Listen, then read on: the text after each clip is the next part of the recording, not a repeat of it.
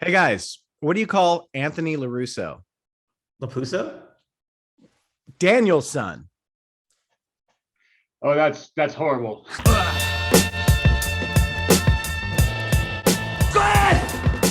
Welcome back to Binge Drinking. We've got Mark and we've got Devin back for Cobra Kai Season 4. Yes, everybody, I'm going authentic this year. I've got sake I picked up at the gas station. And I've got some sushi I picked up at the local supermarket. So I'm feeling like I'm in Japan, guys. I don't know about you. Overall, quick thoughts on Cobra Kai Season 4. This one actually, there was a lot of things happen in this season, but for me, it paled a bit in comparison to previous seasons. Good. I love seeing Silver back. That was just a dream come true. The guy's awesome. You love him from Karate Kid Part 3. It lacked a little bit for me this season, but still a lot of things happened. We got a lot of stuff to talk about. But I liked Season 3 much better. I will say that honestly, but still a good season, decent. Love the show. I'm excited to see where it's going. But this one lacked a little bit for me, even though Silver was back. Overall, to me, I enjoyed it very much. I thought for me personally, it was pretty on par with Season 3. There was just, for me, it was great to see characters continuing to develop. A lot of arcs, a lot of surprises. They had the best, I think, action choreography on the show to date. Oh yeah. Tournament. And it was just a lot of fun, right? Like, especially with Terry Silver coming back. That was a huge surprise and everything that happened with that character. So for me, there was also just a lot of great humor moments, a lot of great emotional beats. So, I mean, I thoroughly enjoyed it. I agree with both of you because, Devin, I agree with you more at the beginning of the first half of the season. I'm like, who are all these new characters? There's too many new characters. They're throwing so much in. We already have so many characters whose arcs are not developed yet. So why are we getting more people? But the show proved to me once again that they balanced them out in the later half of the season for me. And I ended up liking a couple of the new, not liking some of the other new. But I don't know, man. The show just still does it for me every time. I couldn't tell you what's my favorite. Well, Season 1's the best season, but I can't pick between 3 or 4 yet. But I love them all. And Devin, me and you've been talking about hoping Terry Silver.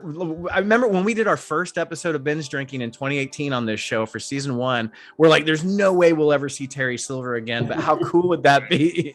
Right. And here he is, like, dominating Season 4 completely. Before we get into the new characters, let's talk about the favorite characters of the season and either the character arcs. Did you like their arc or did you like their progression? Because for me, Johnny will always be the best character on the show. There are no girls in Cobra Kai. Why not? Same reason there aren't women in the army. Doesn't make sense. But a character that was introduced in Season 1 that's moved on to Season 4, that's my favorite, is by far Hawk. You guys are gonna win this whole fucking thing. And I love Hawk's arc. You can almost end Hawk now. You know, like Hawk was fantastic. He kind of does it. He's going through this thing where, Robbie cuts his mohawk off and, they do all this shit to him. They're kind of bullying him, terrorizing him. And he gets really humbled. He doesn't know who he is or, where he's going. But he comes back from it. He figures out, who he is and gets a good grasp on himself. We know how it ends. But yeah, I really liked Hawk's character arc. The other one that I was kind of surprised about, and I didn't realize till the end, it was Robbie. yes, because you and I were always like, I hate Robbie Keane. I We always almost hated that chanted, kid. I hate Robbie Keane. I always hated that kid, man. I hated his character. I just didn't like him. He's a good villain. He got all Yeah, he got all jacked and shit this season. Yeah, Like, he was ripped. But it was great to see in the final episode, in episode 10, where he kind of reconciles with Johnny, and the whole time though. But throughout up to that point, you've got this new kid Kenny in the picture that's getting bullied. yeah. And Robbie kind of takes him under his wing and is trying to teach him the right way. And I think Robbie actually was really trying to do the right thing, but he's under the tutelage of these major assholes who just want to fuck kids' lives up for some reason. I think when you think about it, his lack of experience and just finding out how difficult it really is sometimes to mentor someone, it was great to see like how that was a foil to him in the end. It was just like he realized, I think he could relate to his dad more at the end because of that. Right, because he's a kid. He doesn't know anything about life. Mm-hmm. He has no idea. But No. I was surprised though at the end. I was like, huh, I like Robbie now. All right. I'm 100% with you, man. And that was a great little piece of acting he did when he met back up with Johnny. Like that was a touching little scene. Yeah. So we go from, airborne looking hairdo. It also helped that he changed his fucking hairdo and I took it more seriously. Right. I couldn't handle the Mitchell Guzin look. Something a little more modern. But I do want to give a mention that Tori, surprised me too this season. Yeah. And, I was rooting for her, and I like to see the fact that we might see more of a redemption and her character growing. And I like where the season took her because, before, like in season 3, there was definitely times where she was kind of insufferable. Maybe not as much as like say Sam, right? To me, I started really rooting for the character, and Peyton does a great job in her acting and the action and everything. So I was just, I'm definitely looking forward to like where her story goes to next season. Peyton is definitely one of the most like realistic, natural actors on the show where like you really feel that she's down in the dumps and she's kind of a pain in the ass because she has to be. Yeah, it definitely comes across as believable, right? Because when you learn what her character is going through, keeps going through, and then the situations she finds herself in, like, yeah, to me, it was completely believable when she portrayed it. So while we're talking about characters, we got to have a discussion about Terry fucking Silver because maybe season 4 is not the best season ever to some people, but his introduction I love that he wasn't just sitting there waiting for Kreese to call him. He had moved on. That arc is so great that he's kind of become a different guy. And I love that the writers were good enough to say like, to give him the lines where he's like, dude, I was so hopped up on coke in the 80s. Terrorizing a high school. He's like, I was terrorizing a teenager. I love how the fact that he plays the piano. I don't know if that was a thing in the original movie, but because they use that piano crescendo a lot with certain key moments of his, like, in the background music. But I love the fact, I love the opening scene where he's playing the piano. Kreese calls and he's just like, yeah. Yeah. Because you didn't think that was going to happen. Music they used in part 3 in his band. That's what it was. I don't know if he played the piano, but they kept playing that wonderful theme song of Terry Kreese. Same exact song, yeah. and when he ends up like getting the one up on Kreese at the end, and he's dancing around, and he's dancing to it, like fully throws you into music's in his head, and he's all that's the Silver I fucking. won. That's the Terry Silver anthem from Karate Kid 3 right there. Yeah, in the beginning, I was kind of worried that his character was just going to be short-lived and it wasn't really going to go anywhere. And then, but at the end, holy shit, was I wrong? Oh, dude, the show's he's now holding up the show pretty much. Like, it's on his shoulders. Because we'll get into it later what we think season 5 is going to be and stuff like that. But he came in and just wrecked shop. That actor just came in and wrecked shop. Like he just fell right back into that guy after they gave us a few episodes of him trying to figure out does he want to go back into that or not.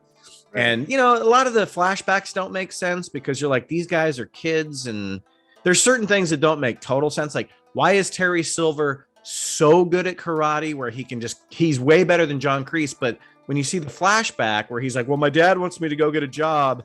You run the dojo. It's like, well, wait a minute. Why is Silver better than Kreese? If Silver and he was a pussy back then. He was like scared when they were. Yeah, you don't see when he becomes a good karate guy because he's very good and he's pretty much the best fighter on the show. I for a while there I was nervous that like we have this Kenny guy, and I'll say right out that my least favorite new character is Lapusso.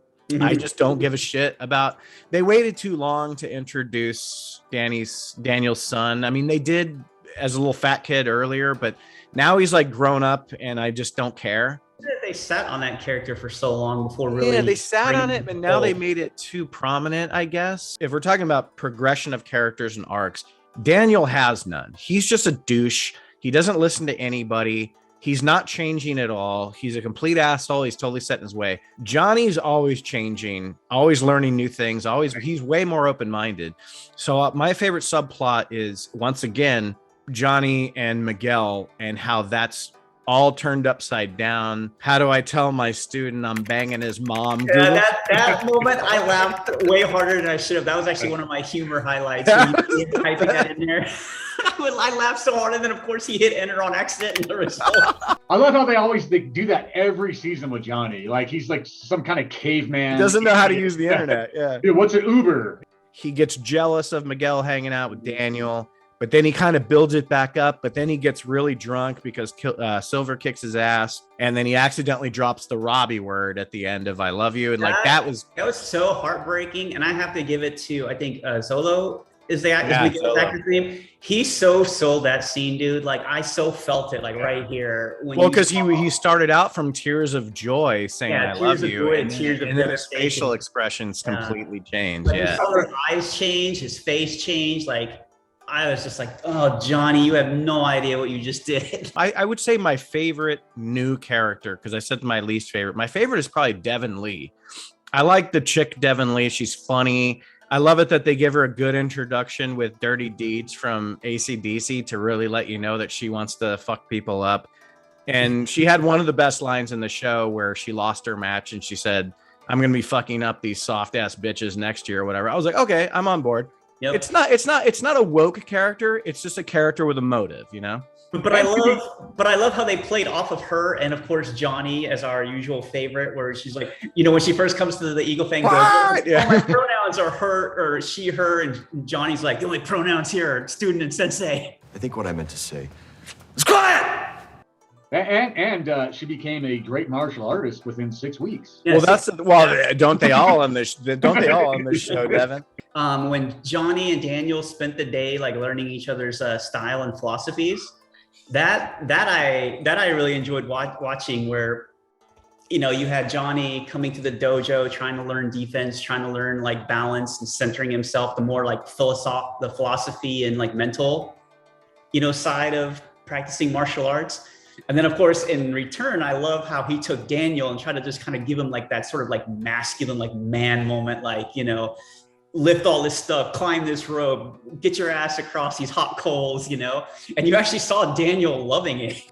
And then of course, when they went to the hockey game and he's like, you know, messing with the dudes and trying to get Daniel in trouble and that forced that brawl. I'm sorry, Daniel's not kicking all those hockey dudes' asses. I'm sorry. Right? Yeah. Johnny had disappeared to get a pretzel. And I love how he turned back one of the lessons from earlier. He's like, where the hell were you? No, be there. Yeah. And I love that line too. Like, Miyagi used to say, no, be there. He's like, this guy taught you hundreds of generations of karate and you couldn't help him with his English. Silver was kind of a pussy when he came back, you know? Well, that was the point. Yeah, he was trying I know that now. Yeah. Yeah, and I think it's a longer arc because from what I understand, they shot season 4 and 5 back to back. Mm-hmm. So 5 is already shot.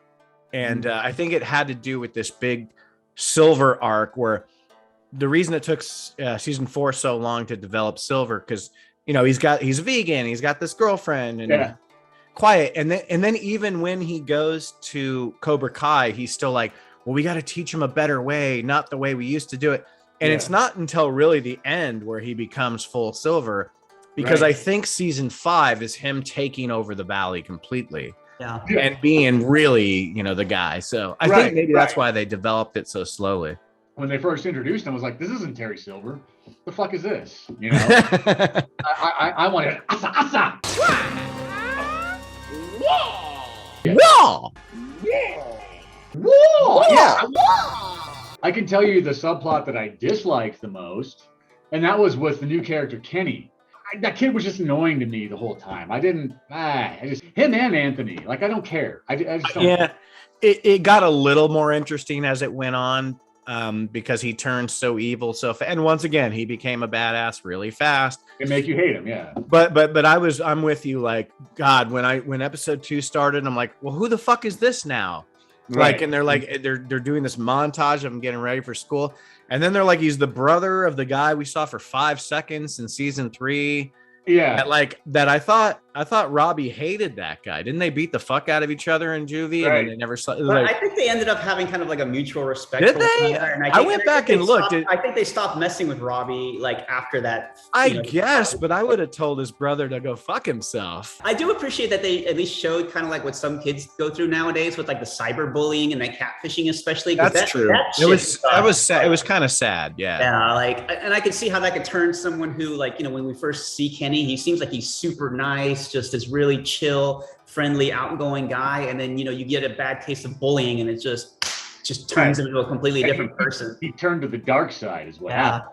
That dumbest scene of the season is when he takes the kids into, for some reason, an abandoned library that no one's at in the middle of the school day. And like, it's a horror scene where he like somehow like takes them out one at a time. That's ridiculous.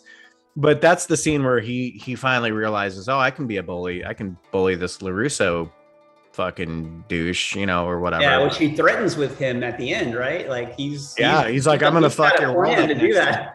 Yeah. I did feel bad. I did feel for Anthony LaRusso though. At the end, he's trying to make amends and tell him, "Hey, man, I'm sorry. What I did was wrong." And the kid's just like, "Fuck you! I'm gonna kick your ass." Yeah, because like, I felt you push someone too far, and look what happens.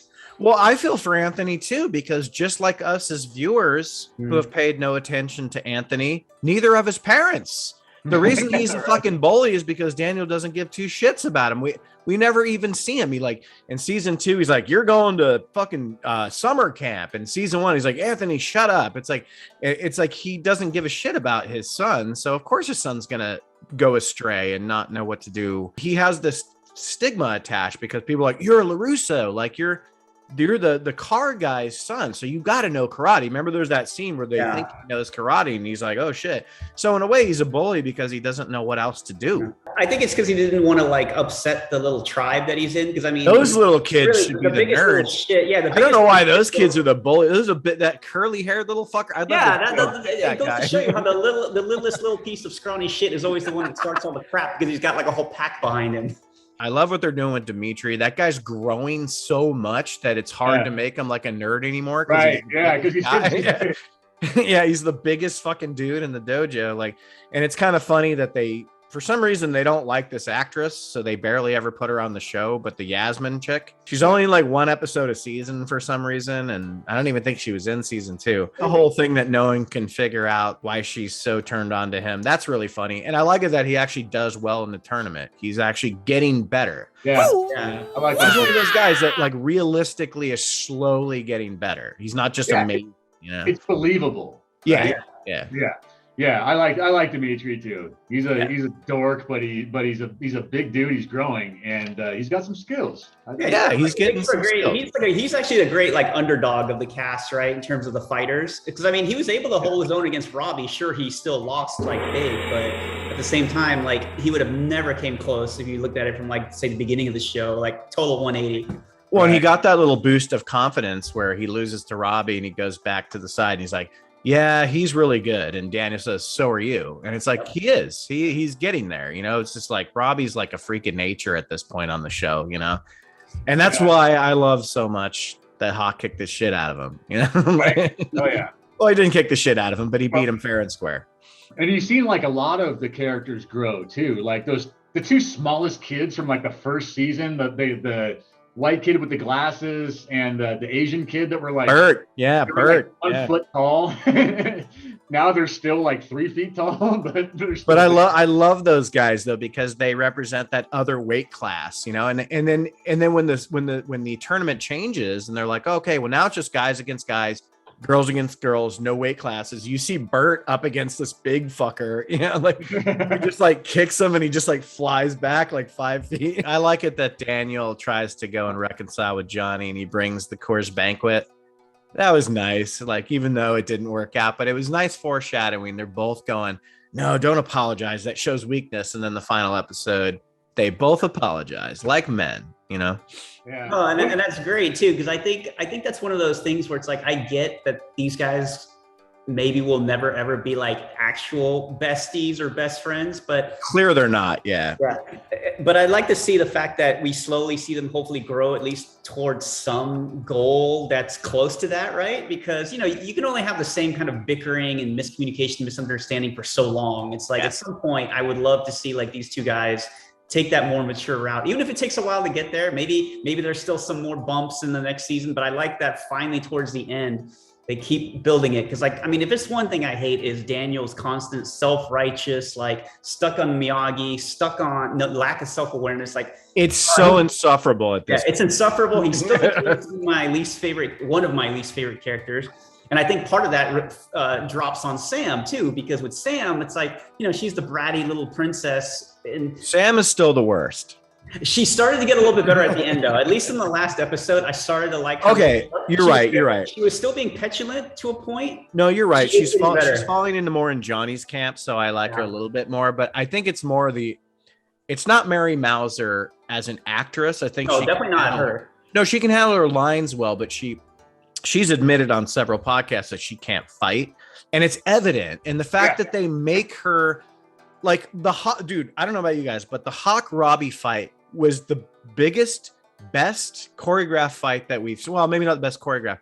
It was the biggest fight with the biggest stakes, with the loudest sound design and music and crowd. It was such a great long fight.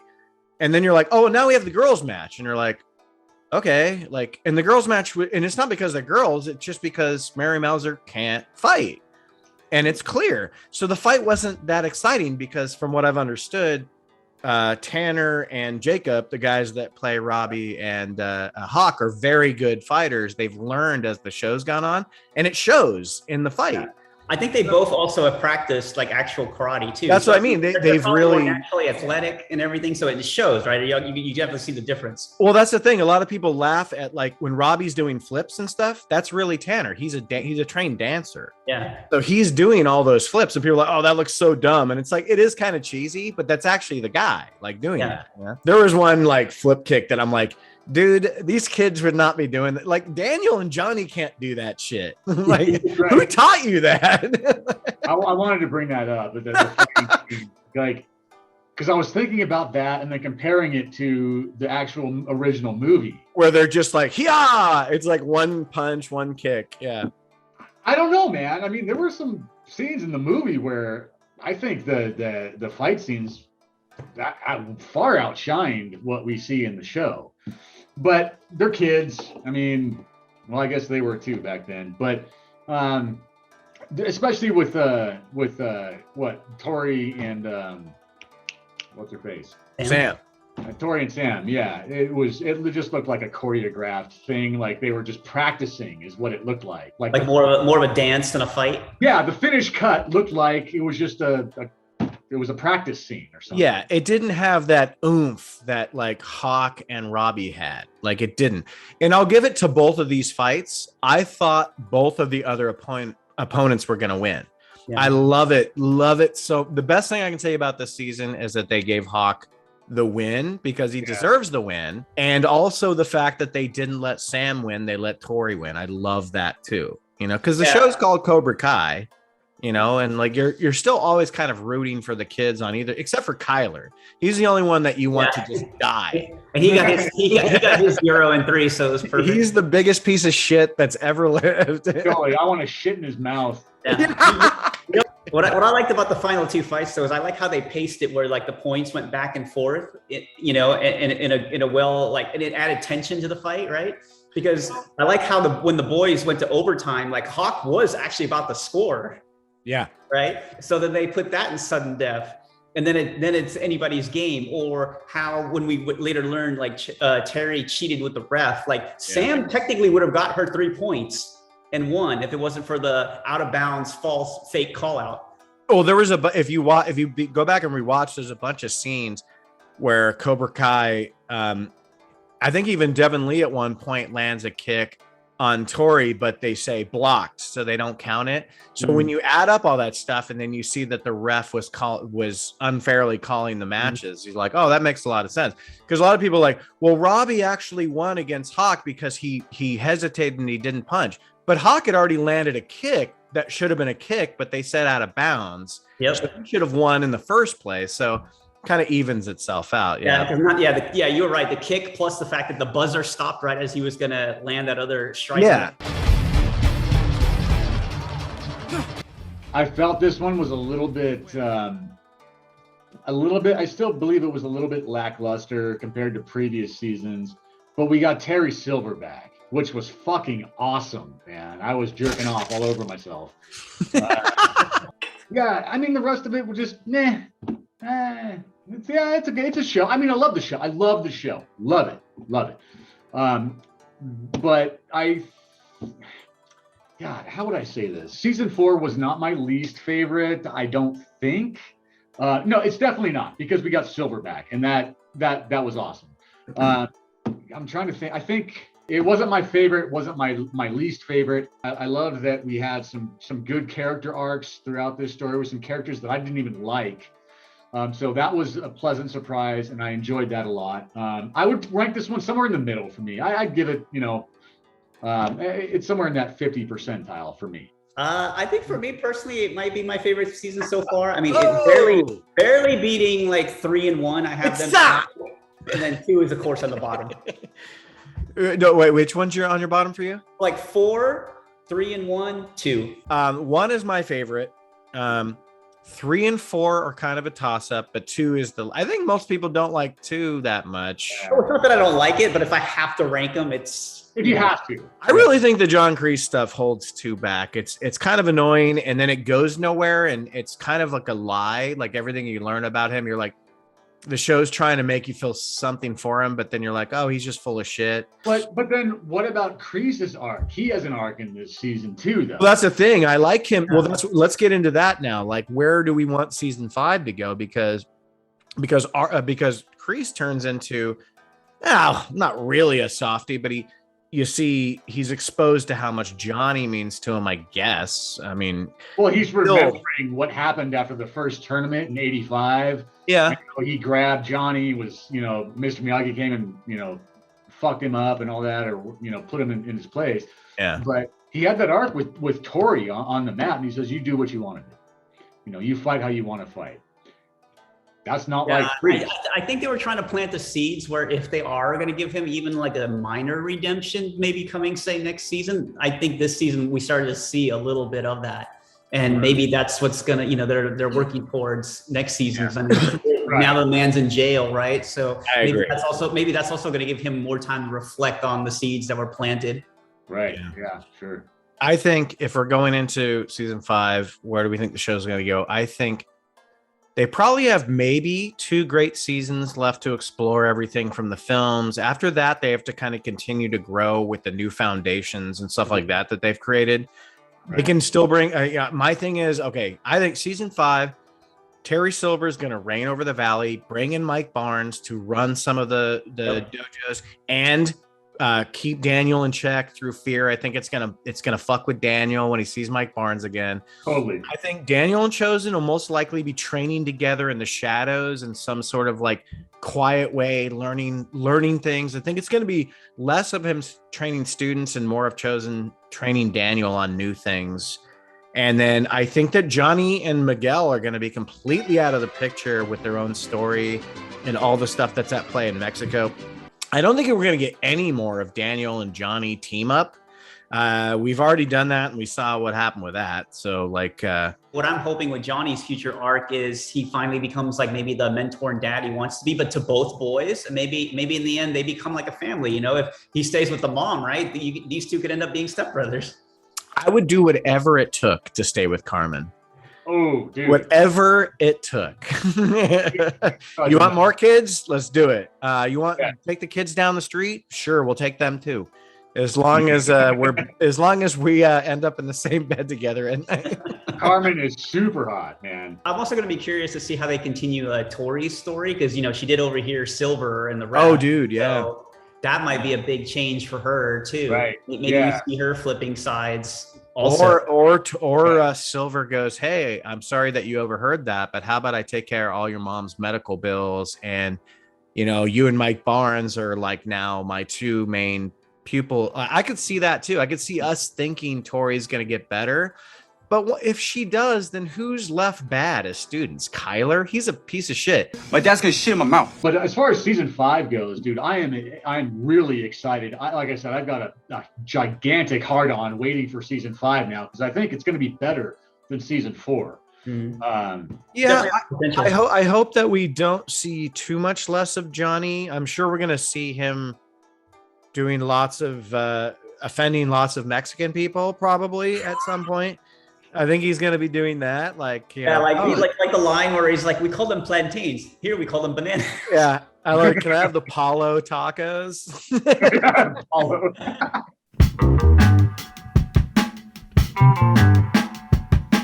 Perfect world for me, 7 seasons. Wrap up this Miguel daddy bullshit in season 6. make the dojos like maybe at the end, the Miyagi like chosen thing emerges. I don't know. I don't know. I don't really know where you go because I don't even know if I want Johnny and Daniel to team back up. I almost think it's more fun.